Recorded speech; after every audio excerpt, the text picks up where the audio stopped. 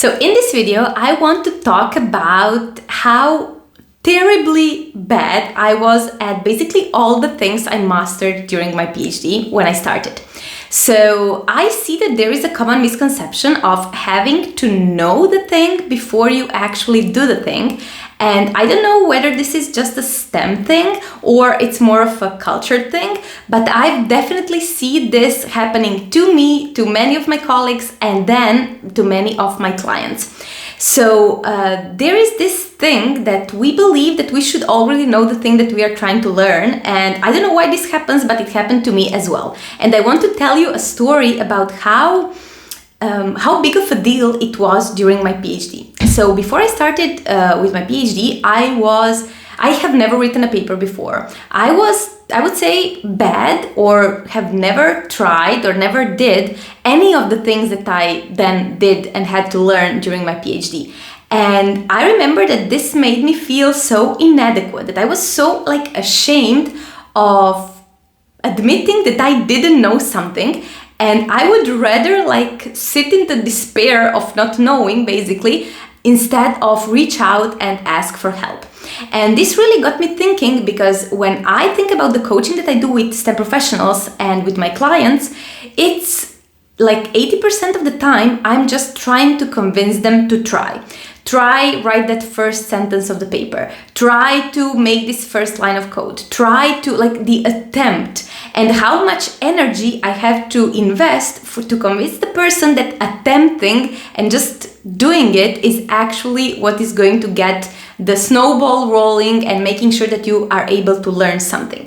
The other day I was coaching a client who was stuck with some proposals that they were writing to get some funding, and they were just telling me how sick they were from writing. And then I said, okay, but how many did you actually write? How many proposals do you have to write? How many have you already written? And they told me, I have not written anything, not even a sentence of any. So this got me thinking, wow, this person is so afraid of being bad at it, of not making it the best proposal ever the first time around, that they are not even attempting to do it. So we spend a bunch of time trying to sort of dismantle this entire mindset that comes behind of, okay, what if I just write 3 sentences and they are horrible, they're shit, but at least they are there. And this reminds me of something that my supervisor used to tell me, which is that the first draft only needs to exist. The purpose of the first attempt is for it to happen. That's the only thing that has to happen. And now I'm speaking, of course, with many years of trying to work on it myself and helping other people do it. But I was also stuck for so long in that mindset of I need to know those things. And what fascinates me even more is that in STEM, a field that is, I would say, characterized by brave people really being willing to make mistakes in order to make sure that society is advancing, that society is making a leap. And we are still so afraid to write that first sentence, to write that first line of code, to structure the thing in a way that doesn't make sense at first, but then slowly, as we go through iterations, make more and more sense and are something much more clear for us and to others. So I want to leave you today with this reflection. Chances are that if you're stuck with your research, that if you're stuck with your work, that if you're stuck with your writing, you are not really stuck with the writing, you are stuck with the thinking with the expectation of what that written piece should look like, of what that code should look like, of what that research should look like, of what that piece of work that you're trying to achieve should look like. So as fast as you are able to sort of detach yourself and your work from the expectation of how the first draft already has to be perfect, the better for you, for your mental health, and most importantly for your progress, because that mindset really blocks creativity. And I would go back to what I said to that client of mine.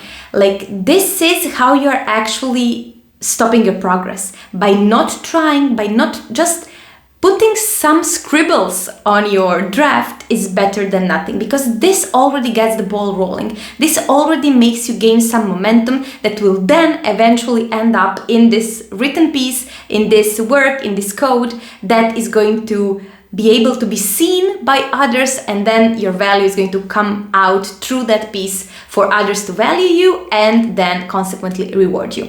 So this is more or less my coaching philosophy. This is how I like to approach my clients, how I approach STEM professionals when they are stuck, when they feel that everything around them is chaos, when they just do not know how to put stuff together, how to communicate their work, how to communicate their value to others, because they feel that they are so stuck in their own jargon, in their own work, that they cannot really make the leap to make sure their work is understandable to others. So having said that, I want to invite you to a completely free coaching call with me. I will leave a link down below where you can schedule, as I said, a completely free coaching call where we can see how all of this philosophy, how all of this knowledge and help can actually apply to you, to your specific issue, to your specific problems, to your specific challenges in your career, to make sure that your career and your work is not only seen but also valued and rewarded by others. So hopefully you found this video useful, and as always, see you in the next few days with another video. Bye bye.